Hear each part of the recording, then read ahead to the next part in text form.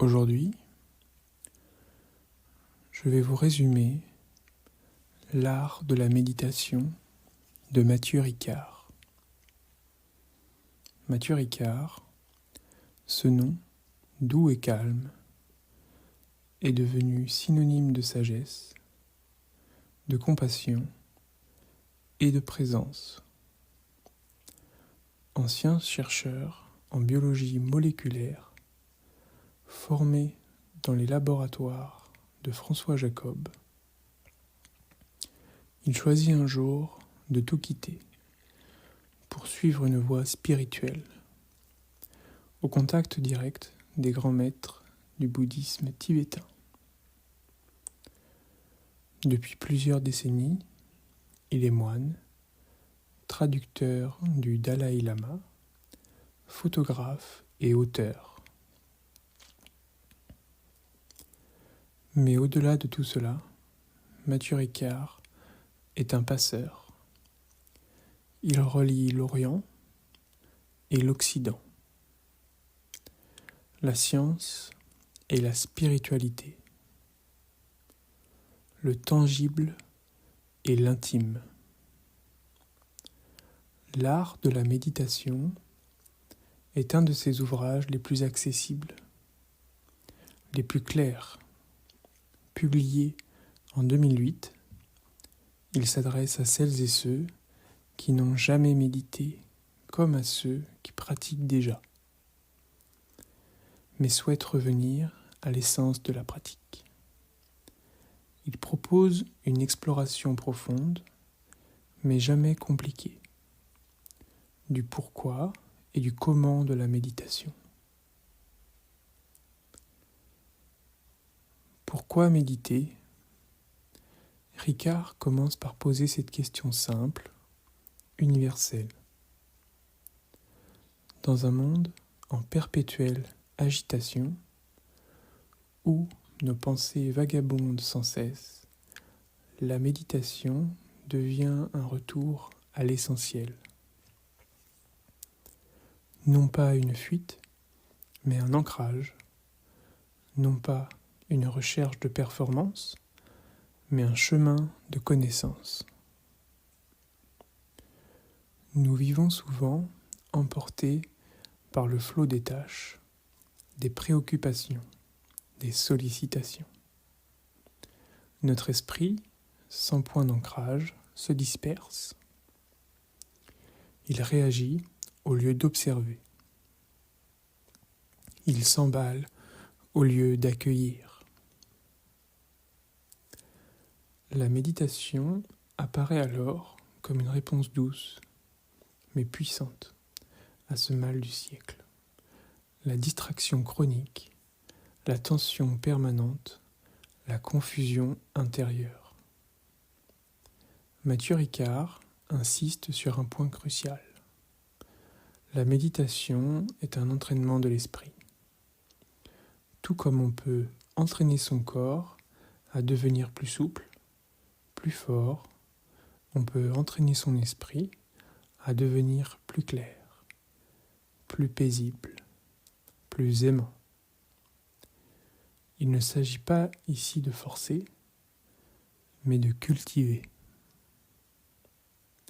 Comme on arrose une plante avec régularité, sans précipitation, on cultive l'attention, la présence et la lucidité.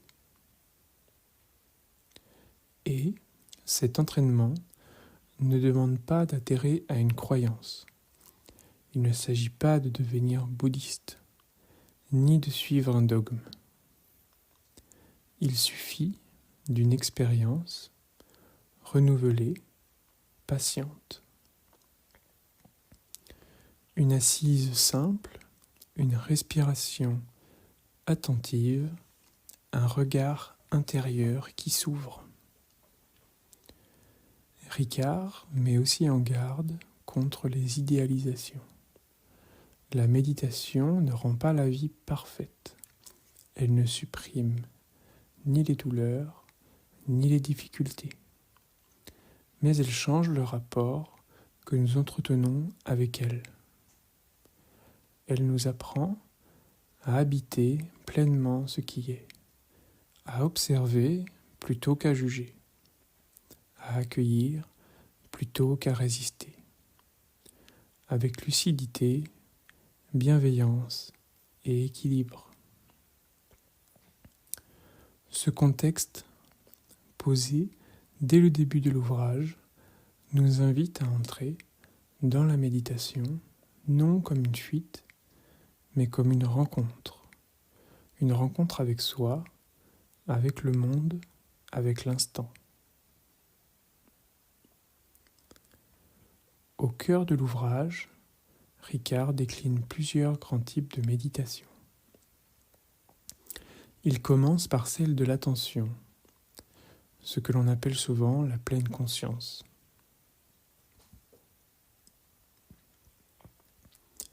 Il s'agit de poser l'esprit sur un objet, comme le souffle, et d'y revenir chaque fois qu'il s'égare. C'est une manière de stabiliser notre monde intérieur, de le rendre plus clair, moins réactif.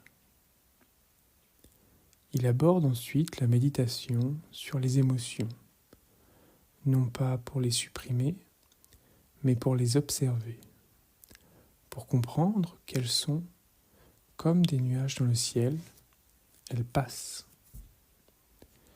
et nous ne sommes pas obligés de les suivre. Puis viennent les pratiques de l'amour altruiste et de la compassion. Ricard nous invite à générer en nous des états mentaux de bonté, à souhaiter sincèrement le bonheur d'autrui. Il partage des méthodes concrètes, inspirées de la tradition tibétaine, mais adaptées à l'Occident. Imaginer des êtres chers, leur souhaiter du bien, puis élargir cette bienveillance à tous les êtres. Il aborde aussi les méditations sur l'impermanence, sur la mort et sur la vacuité. Ce ne sont pas des thèmes sombres, mais des portes vers la sagesse.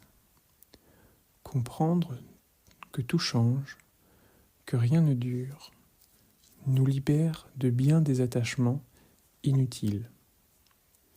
Et cette compréhension, loin de nous isoler, nous rend plus ouverts, plus présents. Chaque chapitre est ponctué d'exemples, de récits, de métaphores qui rendent la lecture fluide et vivante. Ricard ne donne pas de leçons, il partage un chemin, avec humilité et clarté.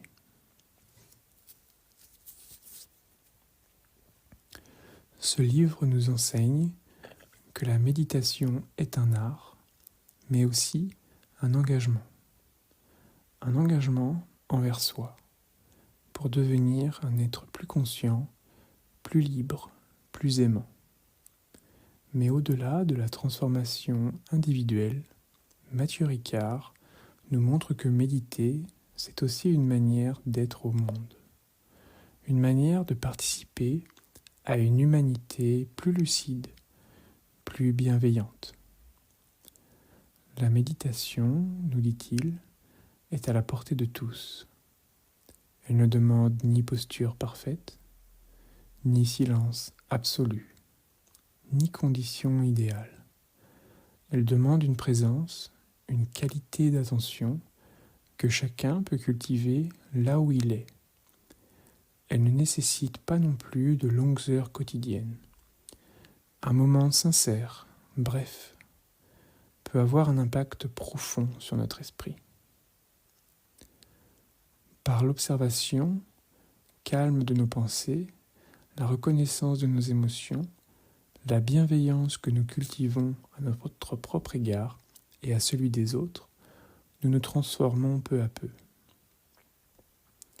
Ricard insiste sur le fait que ces transformations ne sont pas toujours spectaculaires. Elles sont souvent subtiles, presque invisibles. mais elle réoriente durablement notre regard sur nous-mêmes et sur le monde. Ce qui distingue particulièrement ce livre, c'est son appel constant à la douceur. La méditation, telle que Ricard la propose, n'est jamais un effort de contrainte, mais une ouverture, une réconciliation. Il nous encourage à ne pas chercher la perfection, mais à accueillir ce qui est, sans jugement, à rester simple, constant, curieux de notre monde intérieur. Et il y a aussi cette idée essentielle, méditer pour soi, oui, mais méditer pour les autres, car un esprit apaisé, une conscience ouverte, une compassion active rayonne naturellement autour de soi. La méditation devient alors un acte profondément altruiste, une manière de participer au bien commun. Ainsi, l'art de la méditation est bien plus qu'un guide pratique. C'est un appel constant que le bonheur véritable ne se cherche pas dans l'agitation extérieure, mais se cultive patiemment en soi, et qu'il est possible chaque jour d'avancer vers un peu plus de clarté, de paix et de présence. L'art de la méditation n'est pas un manuel figé, c'est une inspiration, une invitation à prendre soin de notre monde intérieur. Une main posée sur l'épaule qui murmure « Tu peux commencer là, maintenant », une respiration après l'autre. Ce livre nous rappelle que le véritable changement ne vient pas d'un grand bouleversement. Ce livre nous rappelle que le véritable changement ne vient pas d'un grand bouleversement, mais d'un changement patient et sincère envers soi-même. Il ne s'agit pas d'ajouter quelque chose à notre vie, mais de retirer le superflu, de revenir à l'essentiel. La méditation n'est ni une quête mystique, ni un exploit. C'est un retour au silence, à l'écoute, à la présence. Dans ces pages, Matthieu Ricard ne cherche pas à convaincre, mais à inspirer.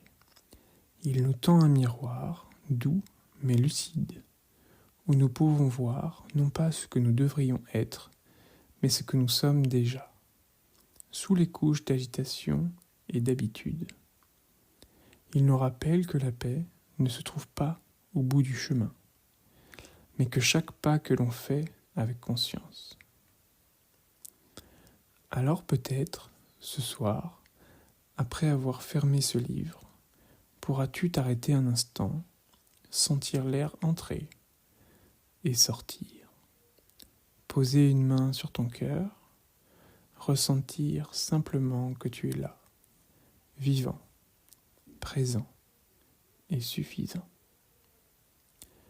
Et dans cet instant fragile, mais vrai, quelque chose s'ouvre, une lumière discrète, mais tenace, celle de la présence, celle de la tendresse envers soi, celle d'une paix que rien ne promet, mais que tout appelle,